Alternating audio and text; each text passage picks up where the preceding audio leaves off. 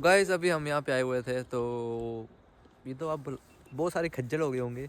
तो भाई आए हुए थे, तो भाई अब भाई अपने बाइक के बारे में बताएंगे। तो भाई जी आप पहले बताओ, आप वो मेरे को नहीं पता राइड वाली व्लॉग देखेंगे नहीं देखे आपने, बस भाई आए हुए हैं। तो भाई ये बताओ वापस आके आपको राइड करके कैसा लगा यहाँ पे? ऐसा लग रहा है भाई अब दौड़ रहा है खून में नसों में, ऐसे ठीक है, तो मज़ा नहीं आ रहा था और अब क्योंकि यही मज़ा होता है आया भाई, थोड़ा। हाईवे पे जाओ, बाहर जाओ तो हाईवे पे मज़ा नहीं आता। हाँ भाई चलो मानते कि हाँ वो पास लेने में मज़ा आता है, बट कई कई पास ऐसा होता है कि वो फिर मज़ा नहीं लास्ट आता। पास भी हो जाता है, तो तो इसलिए वो नहीं होना चाहिए। बट अभी भाई बताएंगे अपने बाइक के बारे में, कोशिश करेंगे आयरस कि के बारे जो में फुल आप पावर। सुनने आए हैं वो और भाई हम आपको भाई सुनाएं। आपको पता है हमें हाँ पीछे जी। आपके जाने का क्या क्या हुआ है? बंदे को बोल रहे हैं, हाँ। बोला भाई के नाम, भाई के बाइक पे अपना नाम बना रहा है। अरे भाई छोटा बना है, नाम तो बनाएगा ही। अब आपके पास है बाइक, क्या आप भी बनाओ। बिल्कुल। तो गाइस चलो अब सीधे मिलते हैं अब बाइक पे। दिखाएगा तो भाई बताने वाले हैं आपको इसके एडवांटेज और डिसएडवांटेज, और जो भी इसमें जितने भी डिटेल हैं सब आपको भाई बताने वाले हैं। तो भाई चलो शुरू करो। तो भाई आप लोग जानते होंगे मेरे को कौन हूँ मैं, फेस क्रूजर आप मतलब इंस्टा पे भी है और यूट्यूब पे भी है। और ये 250 इसका नाम रखा है आयरस, जैसे आप लोगों को पता है। और इसको ऑन किए हुए मेरे को रफली 8 मंथ हो गए हैं। और आपको बताते हैं कि आपको ये क्यों लेनी चाहिए और क्यों नहीं लेनी चाहिए। पहला, अगर आप सोच रहे हैं आपको बजट पे राइड करनी है और आपका बजट ना हिले लेकिन मज़े भी पूरे मिले, तो उसके लिए आप 250 की तरफ जा सकते हैं। क्यों? क्योंकि इस पे देखो, अगर आप रफ़ राइड करते हैं तो रफ़ राइड पर आपको कम से कम भी 21 या 22 की माइलेज मिल जाएगी, वो जो मैंने निकाली हुई है। अगर आप चला रहे होंगे तो उस पर आपको अलग मिल सकती है। तो ये रही बात आपकी माइलेज की। और अब पूरी स्टार्ट करते हैं यहाँ से इसके लुक से, ठीक है। लुक्स के न्यू, क्या अभी तो बोलेंगे? न्यू आए हुए हैं, बट हमारे पास ये लुक्स मतलब जब मैंने ली थी तो तब इतनी चुल मची हुई थी मेरे को कि मैं यही वाला उठा के ले आया। अगर आई थिंक मैं वेट करता कम से कम भी 4 मंथ्स का। 4 मंथ का वेट करते तो शायद DRL वाला मॉडल मिल तो सकता कोई था। चक्कर नहीं, हम DRS लगा लेंगे। हाँ, वो वैसे आप एक्सेसरी के थ्रू मतलब लगवा सकते हैं, पर उसमें पैसे आपको देना पड़ेगा, आपकी जेब से जाएंगे, कंपनी कुछ नहीं करेगी उस पर। तो शुरुआत करते हैं भाई इसके मीटर से। जैसे आपको मैं बता देता हूँ, कुछ नहीं बता रहा मैं आपको, सिंपल बता रहा हूँ। ये मीटर आपने कई बार देखा होगा, हालांकि पुराना लग सकता है आपको। ये इसका आपको मतलब मीटर है, अब कलर नहीं मिलता सिंपल भाई, मीटर है। सिंपल मीटर अब है। सिंपल है अभी, पहले मतलब पुराने वाले पे सिंपल था, और जो नए मॉडल आए हैं उस पर तब आपको TFT मिल रहा है। क्या कर सकते हैं आप, कलरफुल TFT मिलता है। TFT मिल जाता है इस पर। और सीट हाइट जैसे मैं आपको बता देता हूँ, अगर मान लो आप इसको कंफर्ट के लिए देख रहे हो तो भाई एक भाई चीज़ देख मैं सकते आपको हो, एक बताता ब्लॉगर वो हूँ, एक ये। ये रियलिटी में आपको बता देता हूँ कि KTM की मशीन्स या कोई भी परफॉर्मेंस वाली मशीन आप ले रहे हो तो वो आपकी उस पर सीट हाइट और कंफर्ट का लेवल जो है ना, वो आपको सेक्रीफाइस करना ही पड़ सकता है उस पर। वो इसलिए सेक्रीफाइस करना पड़ सकता है क्योंकि परफॉर्मेंस वाली मशीनें जो होती हैं वो आपकी बनी नहीं होती हैं इसके लिए। और मतलब अगर आप मेरी तरफ से देख रहे होंगे इस साइड से, तो इस साइड से तो भाई क्या ही केयर लगती है ये। अभी थोड़ा वॉश भी करवाया था तो थोड़ा ज़्यादा ही चमक रही है, पर अभी राइड भी मार करके आए तो उस पर आपको पता लगी क्या होगा, नी कार से। अब मैं आपको बताता हूँ इस पर दूसरा पॉइंट कि आप बाइक ले रहे हैं 250, तो इस पर आपको प्लस क्या मिलेगा, एडवांटेज नंबर 2। पहले मैंने आपको बता दी, माइलेज रफ राइड करने पर भी 21 या 22 आपको मिल ही जाएगी, ठीक है। और दूसरे पॉइंट मैं बताता हूँ आपको, इसकी सीट हाइट तो मैंने आपको बता ही दी थी। जो 5 फुट 5 इंच वाले बंदे हैं वो बड़े आराम से चला सकते हैं, कोई उनको मतलब ऐसी सच प्रॉब्लम नहीं आएगी सीट हाइट की। क्योंकि जो पुराने 250 200 वाले मॉडल थे उनमें प्रॉब्लम आती थी बंदों को, जो कम हाइट वाले थे वो नहीं चला पाते थे। अब इसके आ जाता, Gen 2 वाला मॉडल था, वो Gen 2 वाला मॉडल, उस पर क्विक शिफ्टर नहीं आता था।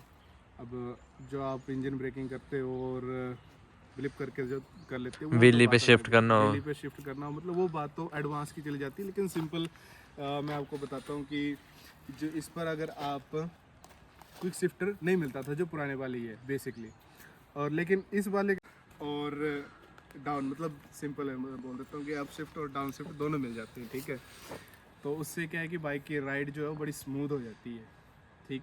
अब तीसरा पॉइंट मैं आपको ये बताता हूँ इस पर कि आप अगर तो पुराने वाले मॉडल्स थे उनमें आपको चार्जिंग का नहीं होता था। अब ये एडवांटेज कैसे है, एक एडवांटेज खासकर तो KTMs के लिए। हाँ KTM वालों क्यों? के लिए भाई, क्योंकि हमारे पास पता है KTM जो ओन करते हैं उनके पास आईफोन होगा तो आईफोन होगा। नहीं होगा बताता हूँ। तो डेट्स भाई इन्होंने भाई टाइप सी केबल दी हुई है भाई, ये देखो भाई। टाइप सी अडेप्टर मतलब चार्जिंग पोर्ट टाइप सी दिया हुआ है, तो वो बात अलग है। मतलब इन्होंने क्या किया है कि इस पे ब्लूटूथ कनेक्टिविटी तो इस बार दी इस पे, लेकिन चार्जिंग पोर्ट भी दे दिया। अब जो बंदे ज़्यादा ट्रैवल करते हैं उनको पता है कि चार्जिंग पोर्ट की वैल्यू नीड क्या है और वैल्यू क्या है।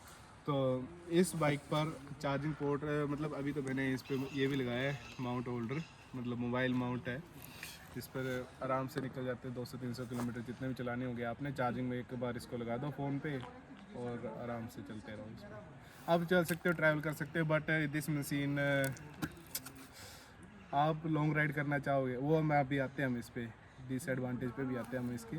तो मैंने जैसे आपको बता दिया इसकी ब्लूटूथ कनेक्टिविटी और चार्जिंग पोर्ट्स की आपका आ गया। अब चौथा पॉइंट, माफ़ करना अगर मैं तीसरा भूल गया होगा तो मैंने कोशिश की तीसरा मैंने एक्सप्लेन करने की। एंड चौथा और पाँचवा पॉइंट, चौथा पॉइंट इसका मैं आपको बता देता हूँ कि देखो जो ये राइड है, अभी पुराने वाले जो लोग थे मतलब लवर थे 250 के, पुरानी वाली जो 250 थी, तो उस पे क्या होता था कि पावर का जो पंच था वो 5000 के अंदर ही आ जाता था। ठीक है, 5000 के अंदर आने पर भी पंच वो उतनी मतलब प्रॉपर ऐसा लगता था कि वो आप कुछ चला रहे हो। लेकिन इस पे क्या है, जो न्यू जेन 3 या जेन Z मतलब जो भी है नए 14 जो निकले ये, ठीक है, उनके लिए ये मशीन क्यों अच्छी है, क्योंकि इस पे आपको जो पावर डिलीवरी है वो 5000 से आगे ही मिलती है जा करके। लेकिन एक बात मैं आपको बताता हूँ इस पे क्यों वो उन्होंने किया हुआ 5000 से आगे। 5000 से आगे इन्होंने इसलिए किया हुआ है क्योंकि पहले जो होता था उस पर सनलाइट पड़ रही तो मेरे को थोड़ा माफ़ करना।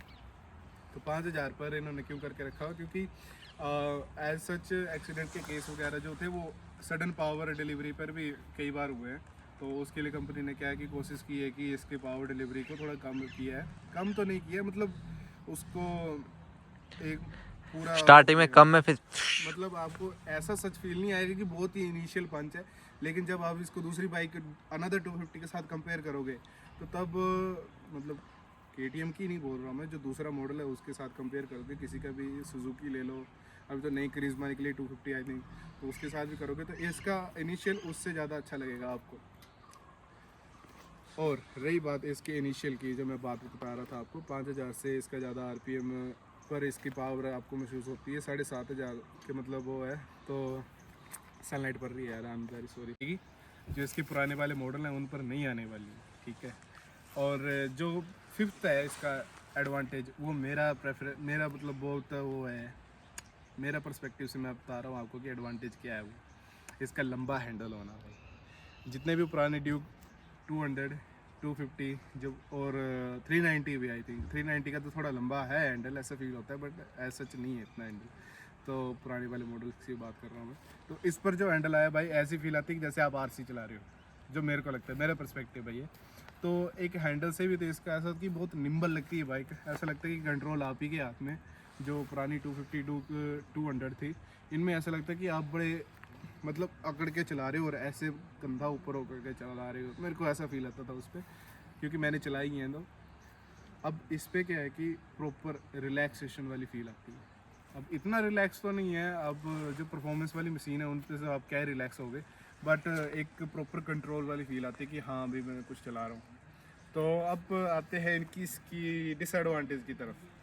तो चलिए, पॉइंट नंबर 1, जैसे मैंने आपको एडवांटेज बताया है इसका माइलेज का, तो वही डिसएडवांटेज भी है। अब जो बंदे देखो आपको ये बताते हैं ना इंटरनेट पे कि 250 ले लो, माइलेज मिल जाएगी, स्पीड मिल जाएगी, सब कुछ भाई बेस्ट फ्रॉम बोथ वर्ल्ड्स, नहीं है भाई बेस्ट।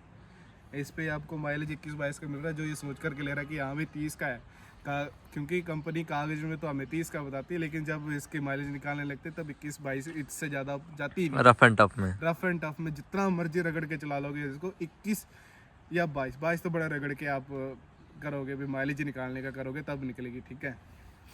अब दूसरा पॉइंट इसका ये आ जाता है कि जो इस पे पिछला बंदा बैठता है भाई, ये होता ही होता है, आप मानो या नहीं मानो।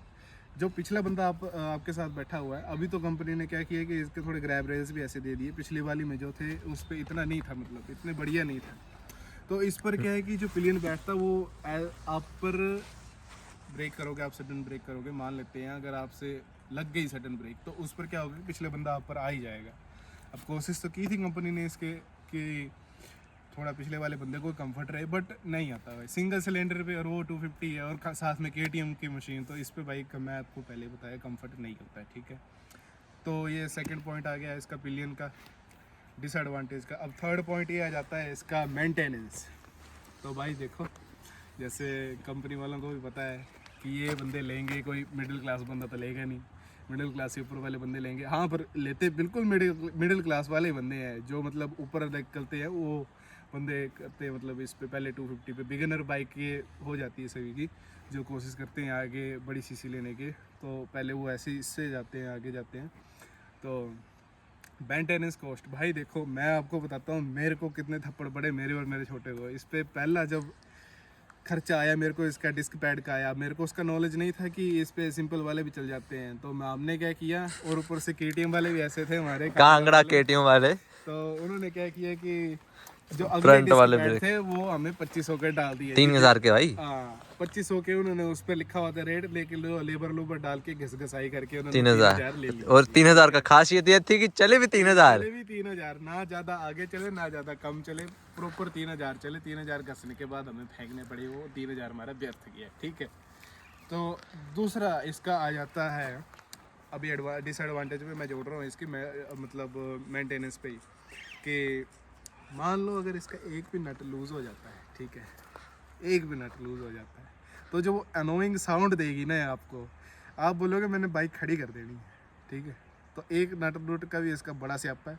अभी मैंने ये जो मोबाइल माउंट लगा के रखा हुआ है, जब मैं ज़्यादा स्पीड में चलता तो ये दर्र करता है, तो वो अनोइंग सी साउंड आती है, बट इतना मतलब अब तो आदत पड़ गई है, तो उतना वो नहीं है। फिर अब उसके आगे आ जाते हैं भाई सबसे मेन काम तो भूल गए, 6000। हाँ वो मैं बताता हूँ आपको, मैं बता रहा हूँ डिसएडवांटेज क्या है इसकी। तो देखो, अगर आप मेंटेनेंस, ये भी मेंटेनेंस का पार्ट आ जाता है, क्योंकि टेल टाइडी वगैरह वो सब कुछ देखना पड़ता है। तो अगर आप इसकी देखो मार्केट में जा रहे हो टेल टाइडी वगैरह लेने, तो आपको पहले पता करना पड़ेगा कि इसके नट लगते हैं इस पे कि नहीं लगते, क्योंकि जो मार्केट में 650 की इसकी टेल टाइडी आ रही है, उसके नट इस पे सेट होते नहीं है, ठीक है। जुगाड़ मैं आपको करके पहले बता देता हूँ, जुगाड़ आपको करना पड़ेगा, ठीक है। 650 आपका पूरा नहीं लगेगा, बाकी 1100 की कुछ आती टेल टाइडी, वो आप ले सकते हैं, वो प्रॉपर फिट हो जाएगी, बट वो आपको पता है कॉस्ट जाएगा। तो मेंटेनेंस की बात पे एक और पॉइंट मैं ये जोड़ता हूँ यहाँ पे, कि अगर आप इसको सोच रहे हो लेने के लिए, ठीक है, तो अगर आप इस पे चेन लूप नहीं कराओगे ना, चेन लूप नहीं कराओगे, तो हमें पता है भाई, क्योंकि हमने बरसात में भी राइड की हुई है इस पे, और बहुत राइड की है, क्योंकि मैं बोलता भी आधे से ज़्यादा राइड तो हमारी बरसात में हुई है, ठीक है।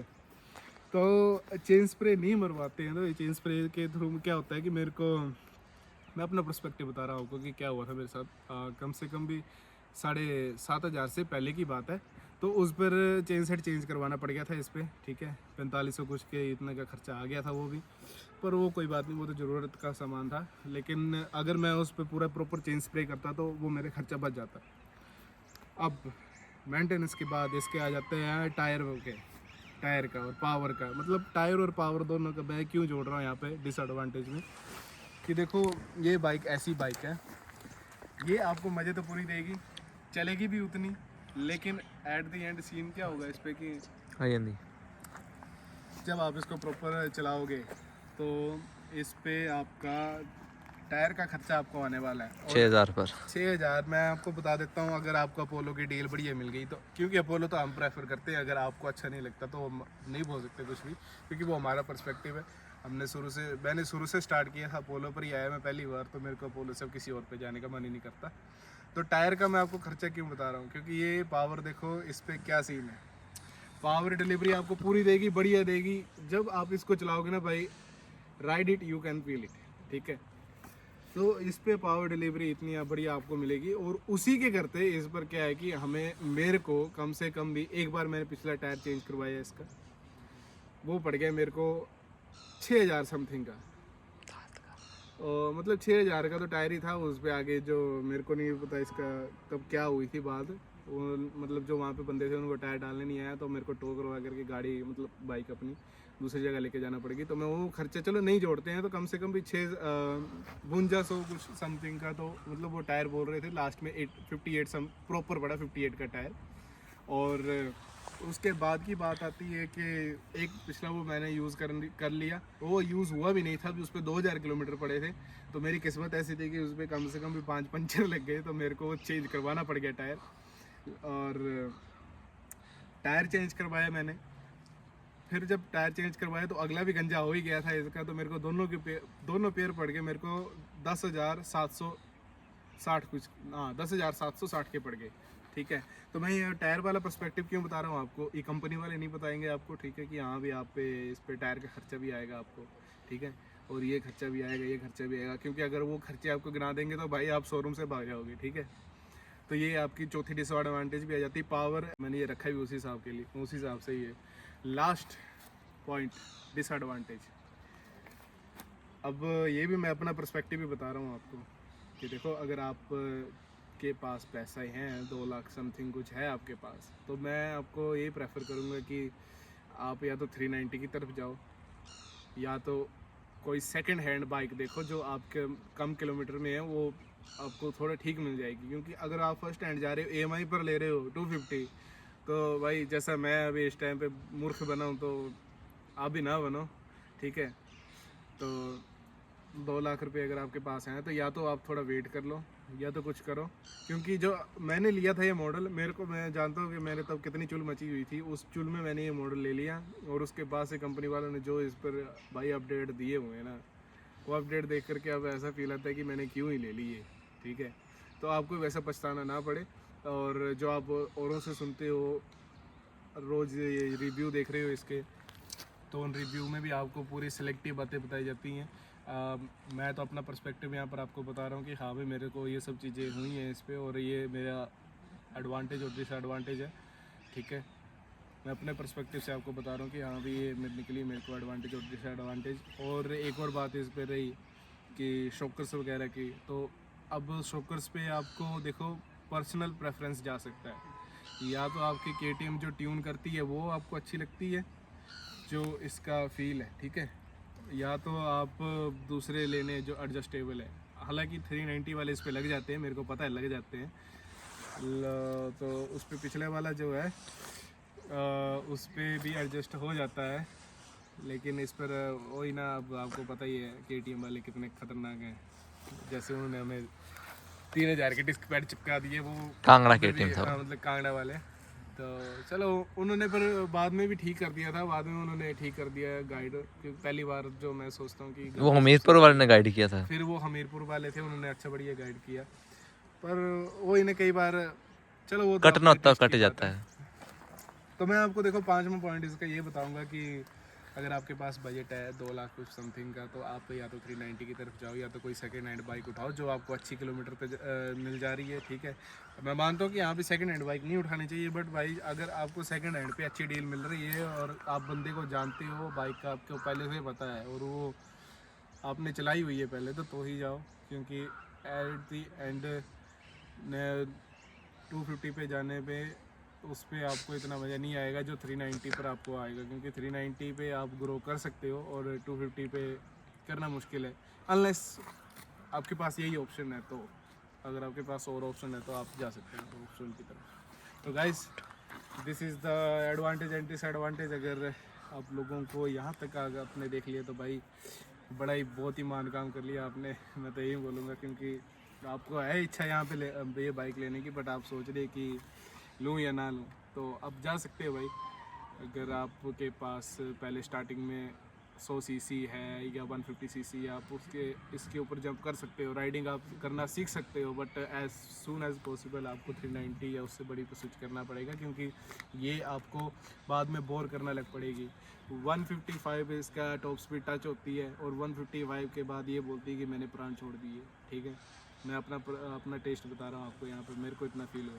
बाकी अब आपके हाथ पर है, क्योंकि पैसे आपने खर्चने हैं। ठीक है, और this is all for this advantage and disadvantage. Thank you guys. It is that all. भाई भाई ने बता दिए जो बताना चाहते थे, और भाई फुल पावर से भाई ने जो बताया वह मैक्सिमम बोलो ठीक बताया भाई ने। जो वो लेना चाहे वो ले लो भाई। और अब तो भाई बहुत कुछ दे दिया है, 2,75,000 में LED अपने मीटर दिया हुआ है। तो डेट्स इट। एंड वीडियो अच्छी लगी तो वीडियो पता क्या करना, लाइक करना, चैनल पे न्यू सब्सक्राइब करना, और मिलते हैं न्यू वीडियो में। Take care, be safe, be happy, right safe and love your family. And R के साथ करते हैं यहाँ पे वीडियो एंड बाय बाय।